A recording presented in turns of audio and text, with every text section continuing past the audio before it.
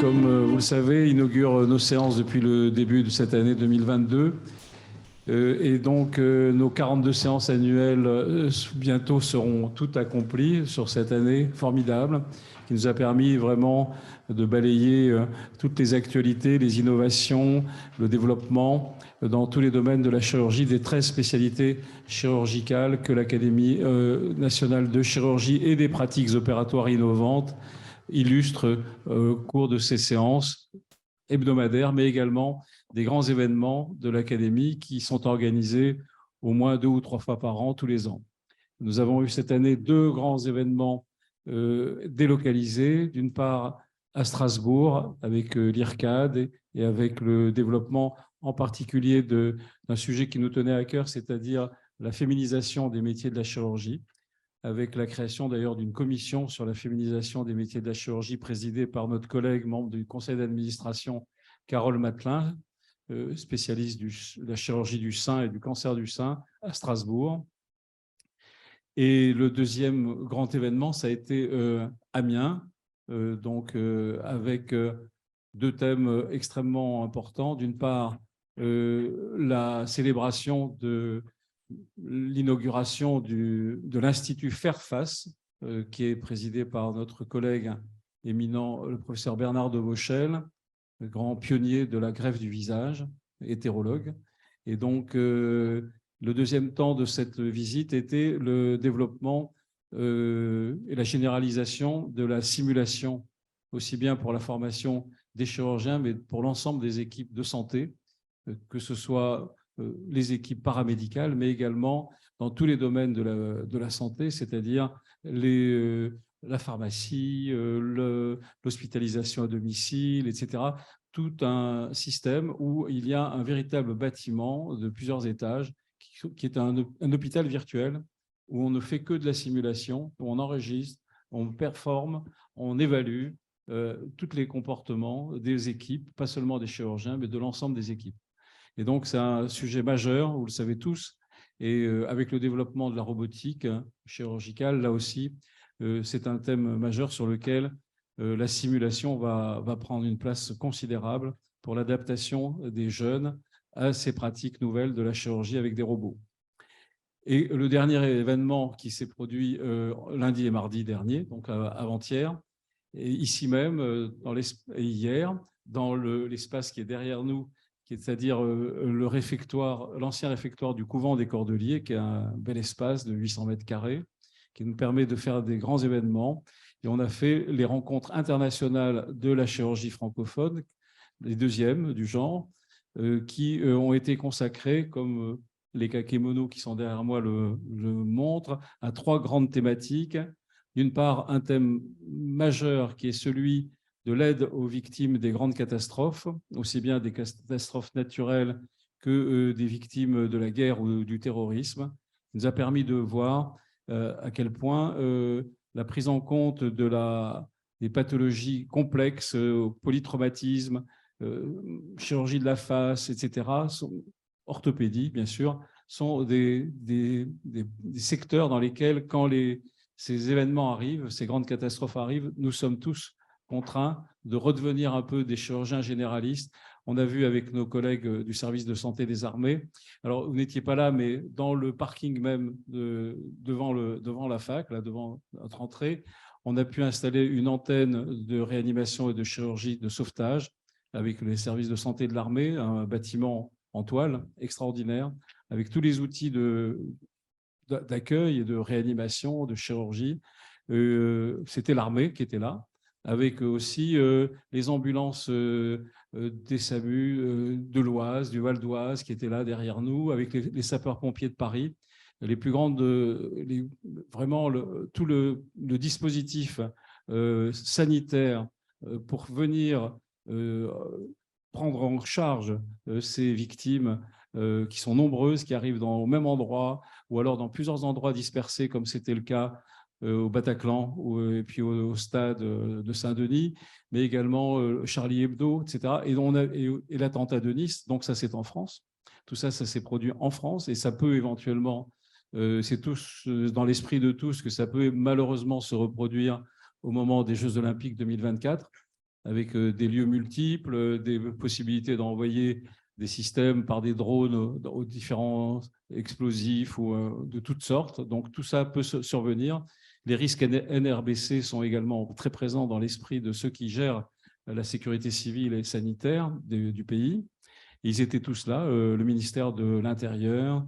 Donc on a vu à quel point l'Académie nationale de chirurgie était capable de mobiliser l'ensemble des structures, aussi bien administratives, gouvernementales, médicales, logisticiennes, les différentes sociétés savantes, l'ASFAR, la société de chirurgie, société française de chirurgie d'urgence, de médecine d'urgence, société française de médecine des catastrophes. Ils étaient tous là, réunis par l'idée que l'Académie nationale de chirurgie pouvait être un moment de réflexion ensemble. Évidemment, on a eu un autre deuxième grand sujet, c'était le lendemain, c'était hier, l'accueil des étudiants étrangers en France, l'extension de la francophonie scientifique et médicale et tout ce capital que nous avons su créer dans différents pays, aussi bien dans les pays strictement francophones que dans l'ensemble du monde. Il y avait des collègues de l'Uruguay qui étaient là, des collègues en ligne de toutes sortes de pays qui étaient présents, du Rwanda, qui parlent plutôt l'anglais en général, mais c'était des collègues qui sont branchés sur l'idée qu'on peut travailler avec les chirurgiens francophones, avec l'ensemble du système sanitaire francophone. Il y avait pratiquement toute l'Afrique du Nord qui était présente au plus haut niveau. Donc, ce sont ces mobilisations que, au-delà, chers collègues présidents de la SCOFCOT, je me permets de te dire que même si la SCOFCOT a la capacité de faire des réunions francophones dans votre domaine, vous avez besoin, et nous avons tous besoin d'être ensemble dans une structure interdisciplinaire qui est l'Académie nationale de chirurgie, qui vous reçoit tous avec grand plaisir, mais nous avons besoin de vous pour contribuer au développement de l'Académie nationale de chirurgie au service de tous. Nous avons décidé, parce que quand j'ai pris la présidence de l'Académie l'année dernière, on était en faillite, chers collègues. On n'avait plus le moindre argent pour payer nos 2 assistantes. Nous n'avons aucun financement public. Il a fallu qu'on se transforme avec le secrétaire général en ministère des Finances, trouver, mobiliser des nouveaux sponsors, des mécènes, et trouver que nos collègues des sociétés savantes sont capables eux aussi d'apporter leur contribution. L'AFU, la société de gynéco-obstétrique, la société d'ORL ont accepté de donner 5 000 € et le donneront tous les ans pour contribuer au financement de l'Académie nationale de chirurgie. Je m'adresse au président de la SCOFCOT officiellement pour demander que l'année prochaine, vous contribuiez au développement financier normal des activités de l'Académie nationale au service de tous, pas seulement des orthopédistes. Les orthopédistes font partie de la communauté, nous faisons partie d'une famille, nous avons besoin de vous. Merci de votre prise en compte de ce que nous dit notre ministre qui a accepté de venir participer au RICF lundi matin. Il était là, il était à l'île de la Réunion. Quelques semaines avant l'événement, j'ai été reçu au cabinet et son cabinet disait « c'est formidable, les urgences, vous avez un ministre qui est un ancien urgentiste ». Et il était normal qu'on puisse penser qu'il puisse participer. Il me l'a dit lui-même aux rencontres sur la chirurgie et le développement de la recherche chirurgicale avec la conférence des doyens. Il m'a dit « mais les urgences, c'est chez moi, c'est mon ADN, je serai là ». 15 jours avant, il me dit « non, je ne serai pas là, je serai à l'île de la Réunion ». Je lui ai dit « François, il me semble que tu m'as dit… il n'y a pas longtemps que c'était ton ADN, les urgences, qu'il fallait que tu sois là. L'île de la Réunion, c'est la France. Avec les nouvelles technologies, tu seras là avec nous. Est-ce que tu es d'accord ?» Il a accepté d'intervenir en visioconférence.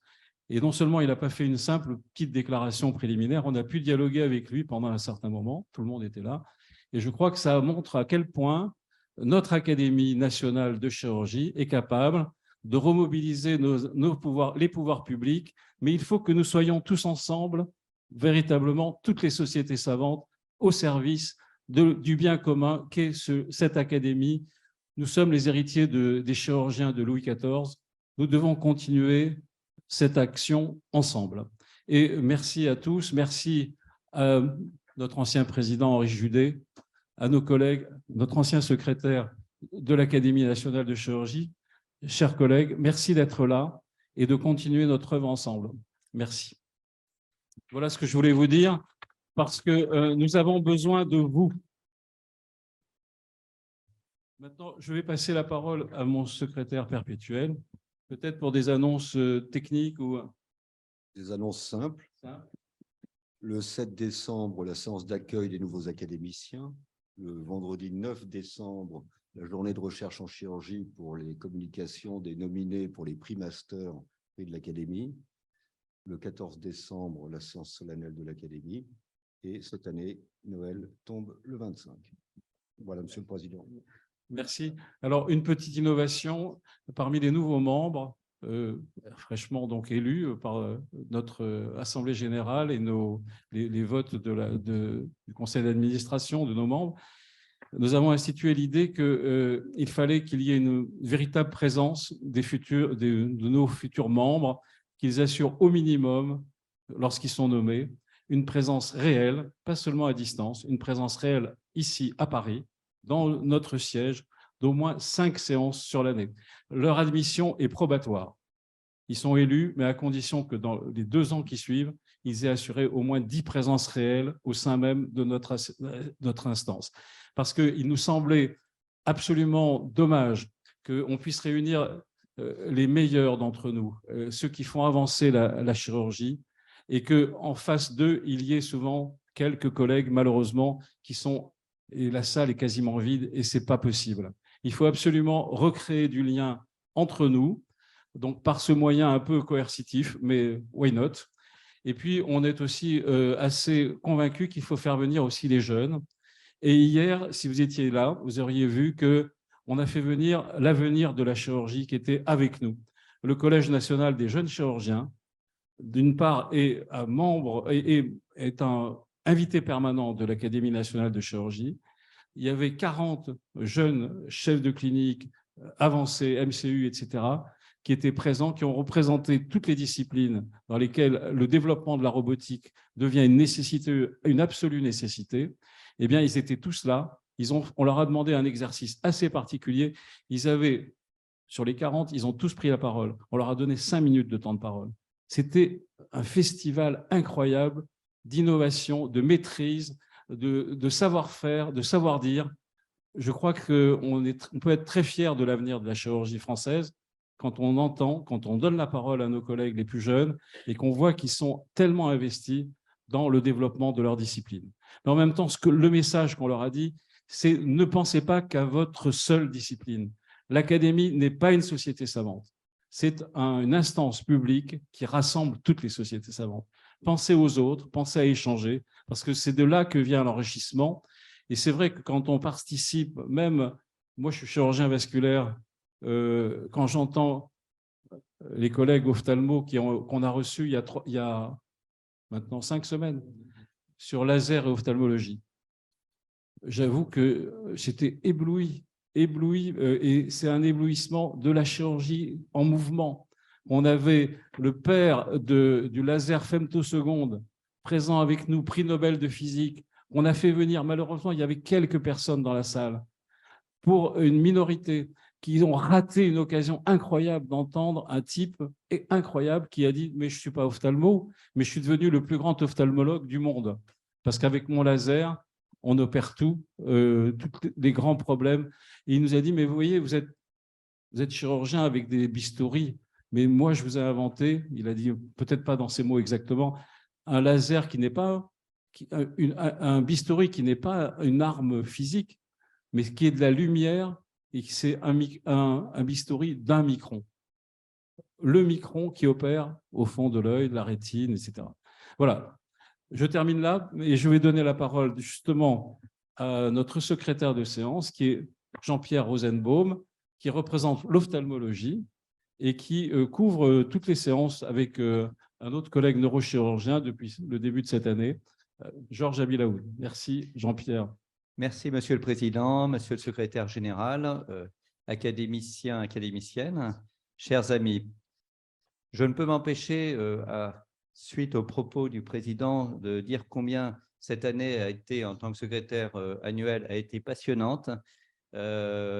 J'ai découvert ce qu'était la transversalité dans la chirurgie, cette passion pour la chirurgie.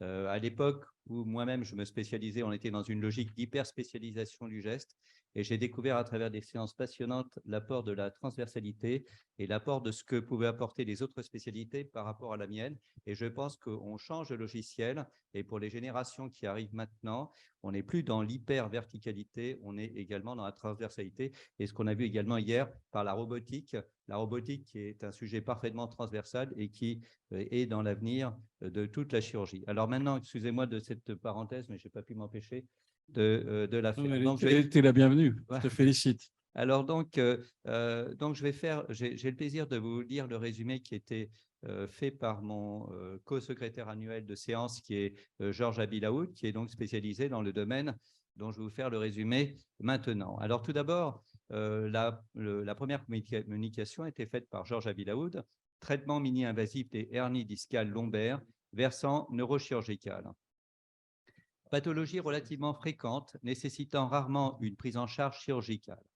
Dans les situations où une intervention est requise, radiculalgie, hyperalgique ou déficitaire, syndrome de la queue de cheval, la microneurochirurgie minimale invasive est une solution qui apporte une réponse rapide et sécurisée, résection de la hernie par abord postérieur ou remplacement discal par abord antérieur. Questions et commentaires. Jacques Chiraz, qui est un des deux coordinateurs avec Gérard Morvan de cette séance. Y a-t-il une limite d'âge pour la chirurgie? Non, c'est l'état physiologique du patient qui est le facteur limitant. Quelle est ton attitude en cas de nouvelle hernie? Traitement médical et interventionnel en premier lieu. La chirurgie de remplacement du disque par rapport antérieur rétropéritonéal possible pour traiter de manière efficace et sécurisée les deux niveaux L4, L5 et L5, S1. Gérard Morvan. La faisabilité de la technique mini-invasive par rapport postérieur pour le traitement du canal lombaire étroit. Réponse. Elle est indiquée dans le traitement du canal lombaire étroit acquis. Elle n'est pas indiquée dans un contexte de CLE avec composante constitutionnelle, car le risque neurologique et d'instabilité devient important. La deuxième communication était faite par Nicolas Amoretti, traitement micro-invasif des hernies discales, versant interventionnel. La herniectomie sous guidage scanner combine les avantages de la visualisation de la hernie discale par coupe axiale et reconstruction multiplanaire avec l'utilisation d'une sonde de faible calibre pouvant se positionner directement au niveau du conflit disco-radiculaire. L'extraction et la décompression se font en temps réel sous le contrôle scanographique. Les résultats sont bons dans 70% des cas, avec un retour rapide au travail. Questions, commentaires. Donc, il est déconcertant de voir qu'il existe deux traitements différents pour une même pathologie. Comment est orienté le patient? Nous n'avons pas exactement les mêmes indications. La radiologie interventionnelle est indiquée surtout pour les hernies discales mal positionnées, en l'absence de rétrécissement canalaire ou d'instabilité. Georges Abilaoud, qu'en est-il de l'irradiation pendant la procédure? Elle est assez limitée grâce à l'utilisation de scanners low-dose, même irradiation que lors d'une vertébroplastie. Quelle est encore la place des infiltrations épidurales et est-ce qu'il y a moyen de passer directement à la décompression, d'autant plus qu'il a été montré que les patients reprenaient le travail après 13 jours d'arrêt? Certaines équipes proposent directement les herniectomies sous guidage scanner. Hubert Joannet et Jacques Chiraz ont posé la question de la validation de cette technique par la HAS, en précisant que la diffusion d'une technique dépend de son remboursement et de sa codification, d'autant plus que le matériel coûte aux alentours de 1 000 €. Albert-Claude Benamou, notre président, a précisé l'intérêt d'inclure les neurochirurgiens dans l'apprentissage des techniques interventionnelles. Frédéric Larançon a ensuite présenté nucléolyse à l'ozone, traitement mini-invasif des discopathies lombaires. La nucléolyse à l'ozone ou l'ozonothérapie est une des options mini-invasives pour le traitement des discopathies. Elle consiste à injecter via une aiguille positionnée sous contrôle radiologique dans une partie centrale du disque intervertébral un gaz, l'ozone. Ce gaz possède des propriétés anti-inflammatoires et également sclérosantes, entraînant une rétraction de la portion herniée du disque. Le geste peut être réalisé en ambulatoire avec un risque quasi nul. Le risque théorique d'infection est infime. L'acte dure une quinzaine de minutes et se fait en ambulatoire. Une efficacité antalgique est obtenue dans 60 à 70% des cas à distance. L'effet n'est cependant pas immédiat. Gérard Morvan, faisabilité, quelle est la faisabilité de l'ozonothérapie dans les hernies migrées ou exclues? Il n'y a pas d'indication dans ces cas, ni en cas de radiculalgie hyperalgique ou déficitaire. Le président, cette technique est-elle homologuée? Réponse de Jacques Chiraz. Non, le code a été supprimé par la CCAM. Cette technique est efficace sur les radiculalgies chroniques et les lombalgies chroniques. Elle a un faible coût, ce qui constitue un argument économique important. Hubert Joannet, c'est le moment de valider les actes auprès de la HAS par de nouveaux registres comparatifs prospectifs afin d'obtenir un remboursement. Et Hubert Joannet précise également la possibilité d'utiliser des bras synthétiques dans les études qui consistent en une accumulation des datas de malades non traités à l'aide des logiciels. Valider, c'est une procédure qui est validée par la FDA. Jean-Luc Drapé, l'infiltration intradiscale dans les discopathies lombaires, chronique d'une catastrophe annoncée et d'une résurrection. L'infiltration intradiscale lombaire de corticostéroïdes non cristallisés est indiquée dans les discopathies actives avec acutisation des lombalgies chroniques d'horaires inflammatoires. L'acétate de prédnisolone n'induit pas de complications discales, comme ce fut le cas avec l'hexatrione. L'apparition de l'IRM a permis de confirmer le phénotypage des patients par la mise en évidence de manifestations œdémateuses des plateaux vertébraux. L'effet peut être immédiat sur la douleur à court terme. Absence de résultats probants à plus long terme. Questions, commentaires. Jean-Luc Drapé souligne l'intérêt de réaliser tout type d'infiltration sous guidage, radio, scanner, écho, et d'adapter le guidage à la pathologie et à la localisation anatomique de la lésion. Le président a ensuite clos la séance après avoir naturellement félicité les orateurs. Merci beaucoup.